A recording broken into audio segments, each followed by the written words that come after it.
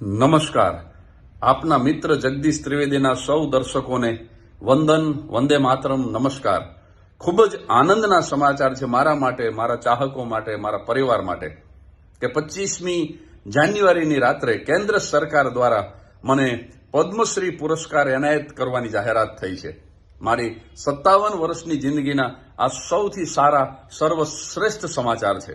હું દર્શકોને યાદ અપાવું કે 31મી ડિસેમ્બર જ્યારે મન કી બાત કાર્યક્રમની અંદર આપણા યશસ્વી વડાપ્રધાન આદરણીય નરેન્દ્રભાઈ મોદીએ મારા માટે 3.25 મિનિટ સુધી વાતો કરી, મારી સેવાને બિરદાવી, એનાથી સેવા કરવાનો મારો ઉત્સાહ બમણો થઈ ગયો હતો. પણ ગઈકાલે 25મી જાન્યુઆરીએ સાંજે જ્યારે આ પદ્મશ્રી પુરસ્કારની જાહેરાત થઈ છે તો હવે મારો ઉત્સાહ 4 ગણો થઈ ગયો છે.